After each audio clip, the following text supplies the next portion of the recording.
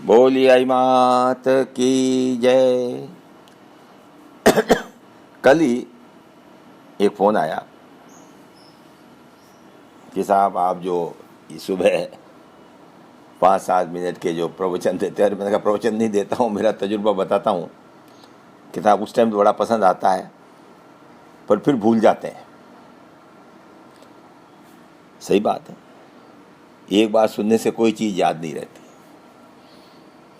उसको बार बार सुनना पड़ता है। इसीलिए गीता को भी बार बार पढ़ने को कहा है।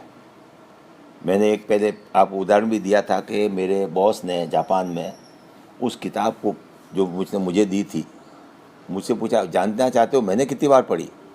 हाँ, तो कहा 100 बार से ज़्यादा, 100 बार से।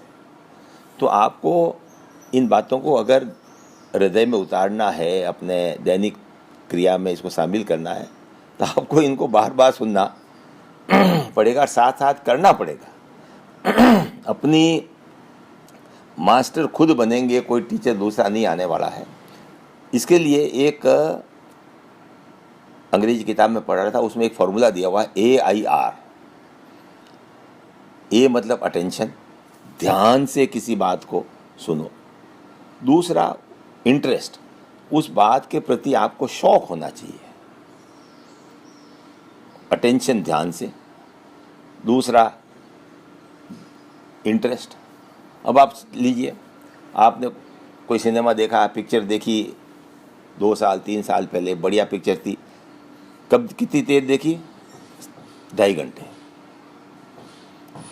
परंतु आपको अभी भी उसके वो सीन, उसके गाने, उसकी कहानी याद है।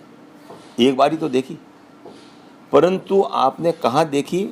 सिनेमा हॉल में देखी, जब चारों तरफ अंधेरा था, पड़ोस में कौन बैठा है कुछ पता ही नहीं, बाहर बारिश हो रही है कि धूप है पता ही नहीं। सारा ध्यान, पूरा अंधेरा, पूरा ध्यान आपका उस स्क्रीन पे था। फिर वो कहानी ऐसी थी जिसमें आगे आगे क्या होगा, उस कहानी को इंटरेस्टिंग, बड़ी ही ऐसी बना दी जिसको आप शौक से सुनना चाहते हैं, आप बोर नहीं हो रहे। तो अटेंशन पूरा था, ध्यान था, इंटरेस्ट था। तो आज भी आपको वो कहानी आपने एक बार देखी, वो आपको याद है। आपने कभी मोबाइल में ध्यान नहीं दिया होगा, कैमरा में ध्यान नहीं दिया, जब आप फोटो खींचते हो 1 सेकंड के 200 हिस्सों, 1/200 हिस्से के सेकंड के लिए वो कैमरा लाइट अंदर देता है और वो फोटो फिक्स हो जाती है, वह सैकड़ों वर्ष नहीं मिटती। 1 सेकंड भी नहीं, 1 सेकंड के 200वें हिस्से के लिए लाइट अंदर जाती है, पर सारा सिस्टम ऐसा है कि वो पिक्चर फिट हो गई।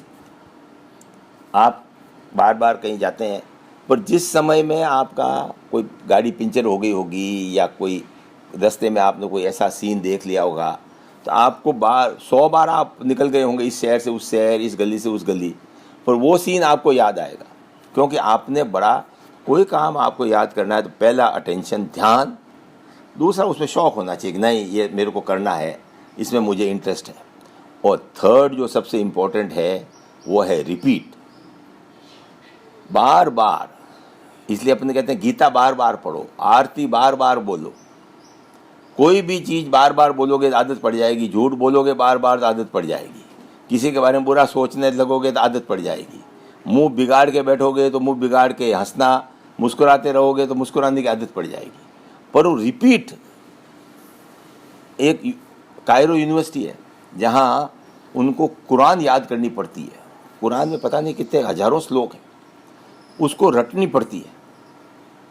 परंतु बार बार रिपीट, एक चीज़ को आप रिपीट करो तो वो अपने आप याद हो जाती है। कितनी भी मुश्किल काम क्यों नहीं हो, तो आपको चाहे ये जो प्रवचन है या ये जो भी अपने तजुर्बे हैं, इसको आप एक बार नहीं बार बार सुनोगे, कोई काम को बार बार करोगे।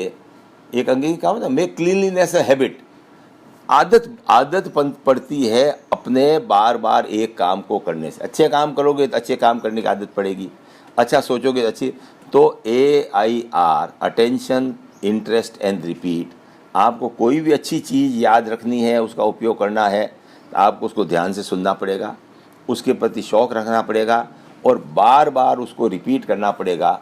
तो आपको अपने आप वो चीज़ याद हो जाएगी और आप उसको अपनी लाइफ को उसमें सुधार सकते हैं, उसमें उसको इम्प्लीमेंट कर सकते हैं। बोलिए आई मात की जय।